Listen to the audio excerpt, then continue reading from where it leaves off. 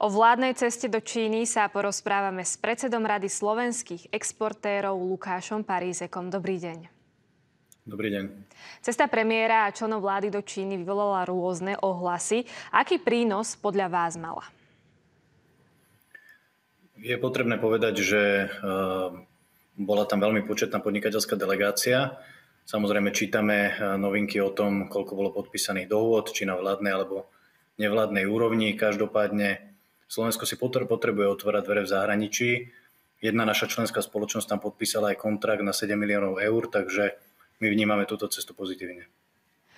Premiérovú cestu do Číny kritizovali všetky opozičné strany. Podľa opozície touto cestou vláda ohrozila suverenitu Slovenska. Neprispelo k tomu ani to, že premiér na cestu nevzal so sebou žiadneho novinára. Ako možno reagujete na takéto ohlasy? V čom má opozícia pravdu a v čom je pre nás Peking ako partner naopak dôležitý? Ja si myslím, že potrebuje Slovensko svoj zahraničný obchod v prvom rade diverzifikovať. A takisto si myslím, že medzinárodný obchod netreba zbytočne politizovať. Jednoducho Čína je veľký globálny hráč a musíme sa snažiť s našimi exportérmi presadiť aj na tomto azijskom trhu. Premiér navštívil aj čínsku firmu Gotion, ktorá plánuje na Slovensku so slovenským Inobatom vybudovať baterkáreň v Šuranoch. Tu však plán naráža možno na odpor obyvateľov. Môže táto cesta niečo zmeniť a ako dôležité je z ekonomického hľadiska, aby táto baterkáreň na Slovensku vôbec vznikla? Tak je tam samozrejme otázka aj tej verejnej mienky, tej investície, tej zamestnanosti. Ja si myslím, že to bolo určitým spôsobom vysvetlené počas tej cesty. Boli tam aj zástupcovia obce, alebo teda regiónu v Šuranoch. Taktiež si myslím, že tá cesta slúžila aj na to, aby sa mohli vlády stretnúť, vidieť na mieste nielen teda predstavitelia vlády, ale aj slovenskí podnikatelia, ako tá spoločnosť čínska vyzerá, čo ponúka, ako je technologicky vyspelá. Takže vidím to pozitívne z pohľadu toho, že vláda sa priblížila o krok bližšie k tejto ambícii.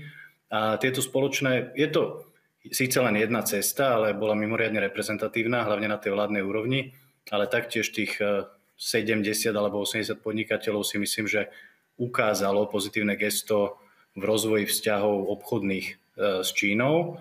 A samozrejme určite tie stykové aktivity budú pokračovať. Ja si myslím opäť, že ten medzinárodný obchod netreba prehnane politizovať. Treba sa zbližovať s tretimi krajinami a hlavne teraz s významnými hráčmi na svetovej úrovni. Takže z tohto pohľadu si myslím, že to bol len ďalší krok v tých komplexných ambíciách vlády a podnikateľov.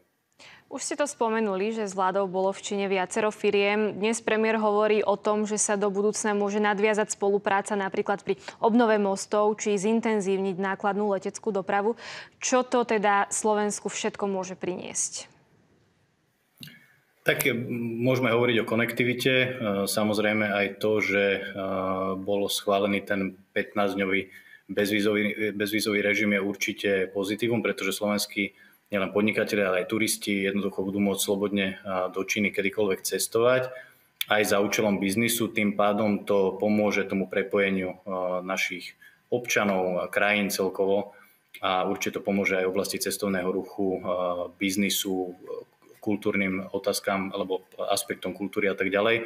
Čiže v tej celej komplexnosti tých vzťahov aj to založenie toho strategického partnerstva a hospodárskej komisie, ktorá sa bude pravidelne stretávať, jednoducho to dodalo určitý systém a určité rámce rozvoju tých vzťahov s Čínou, čo je teda určite vítané a potrebné a samozrejme dodáva to aj určitú mieru systematickosti v tých krokoch, ktoré Slovensko bude robiť. No a v niektorých veciach budeme benefitovať viac, v niektorých sa nám možno nepodarí hneď na všetkých frontoch a vo všetkých oblastiach dosahovať výsledky, ale dôležité je začať, určiť si tie oblasti záujmu po vzájomných konzultáciách a potom na nich pracovať obojstranne.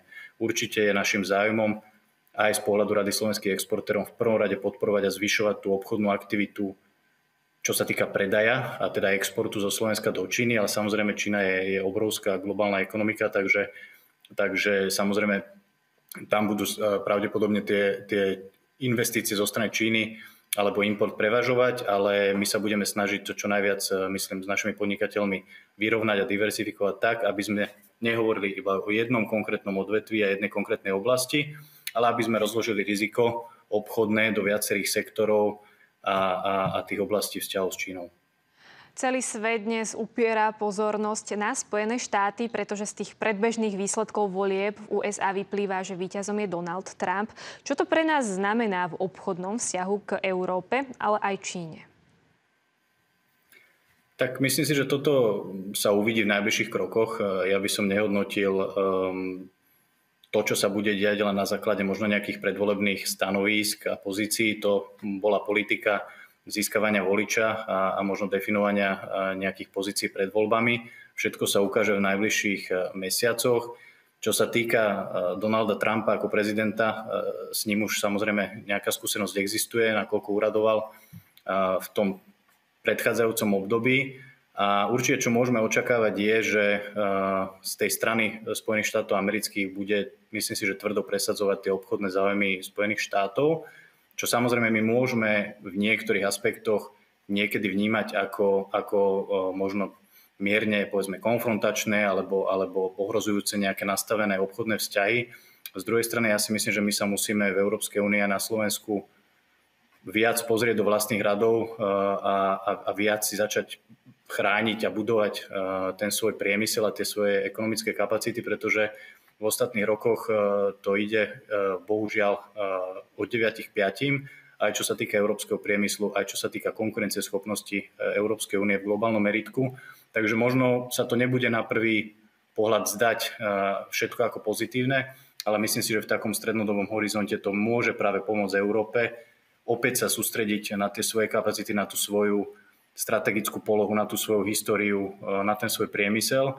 A pomôže to aj nám sa venovať v prvom rade našim ekonomickým záujmom a vo finále si myslím, že budeme z toho benefitovať.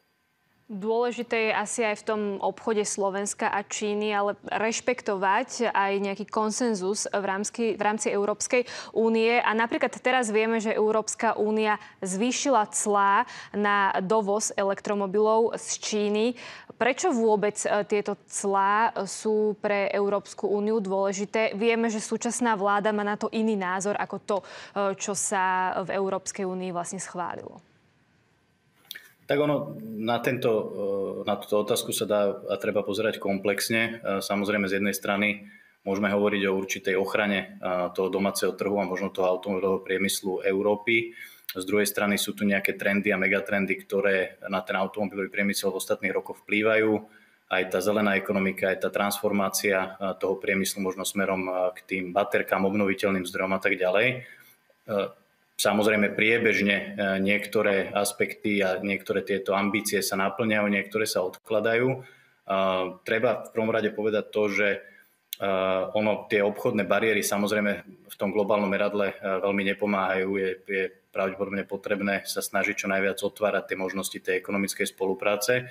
Na strane druhej, ako som povedal, Európska únia sa musí, by som si dovolil povedať, až spamätať ekonomicky a začať viac sa sústrediť na tú svoju konkurencieschopnosť a potom nebude možno musieť zavádzať takéto bariéry a clá na dovoz elektromobilov alebo akýchkoľvek iných tovarov a zariadení z tretích trhov.